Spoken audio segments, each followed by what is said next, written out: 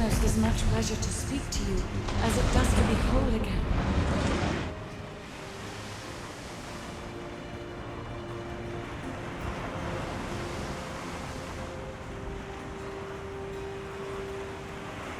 I will always be an ally to those that carry swords, to those whose blood is of the heroes of old, and so, as always, I am at the ready.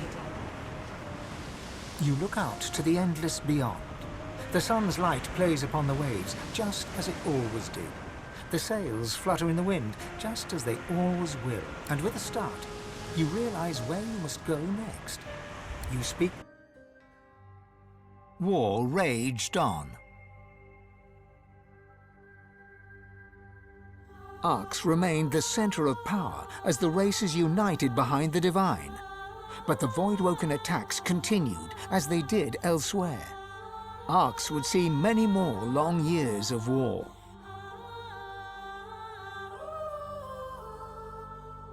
The ancient empire of lizards became one of the pillars of the new Divine Alliance.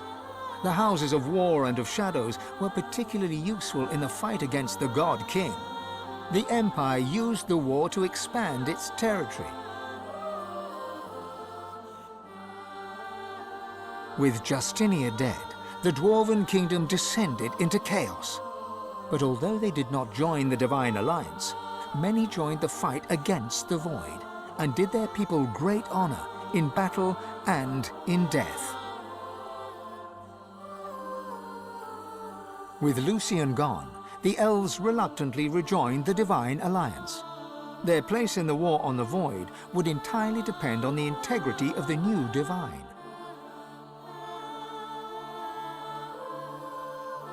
And on the integrity of the elven Godwoken who did not ascend.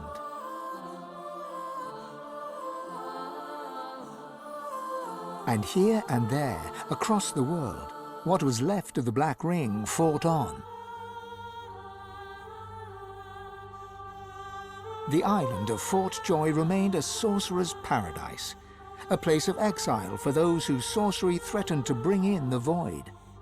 For their well-being, its residents depended entirely on the benevolence of the new Divine. Reaper's Coast struggled on. The farms and the fisheries fought to feed the people against the Voidwoken blight.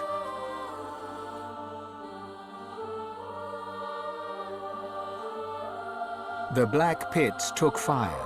The oil there burns still.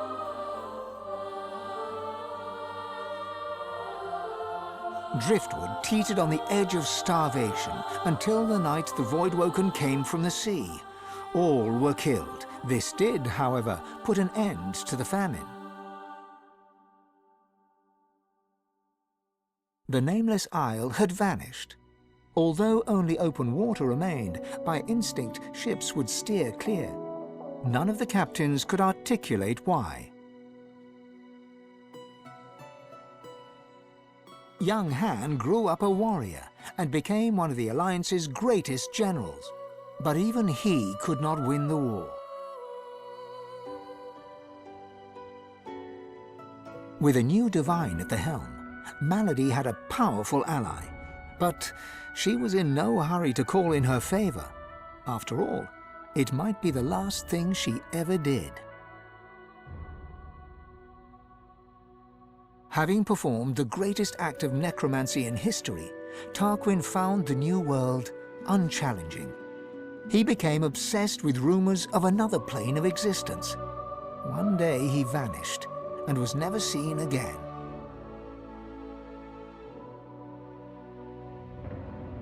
The undead priestess Gratiana remained in her sanctuary, happy to wait for the war to pass.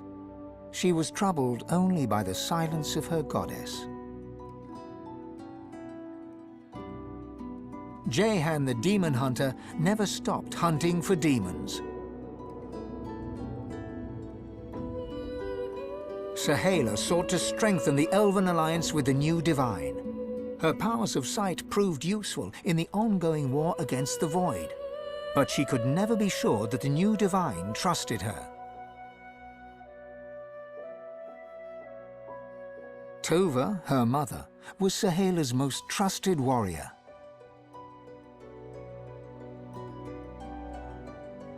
Sabine wandered the world. She became a household name, famed the realm over as a traveling hero, celebrated wherever she went. Enjoying life to the fullest, she was truly and finally free. On his return to the Empire, the Red Prince was hailed a hero. He married Sada, and they had many more dragons. Soon, the prince became the emperor. Faced with dragons, the Void did not gain the upper hand in the Empire. Lohse returned to her music and enjoyed a storied career as the Divine's premier musician. Dark moods would still overtake her, and she would spend long hours walking in the wilds. She always returned with a new song. And then there was you.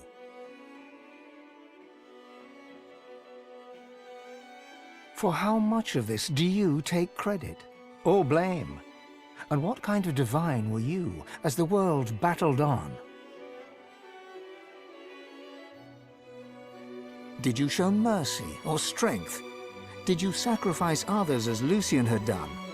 Did you regret becoming divine? Should you have given your soul and sealed the veil?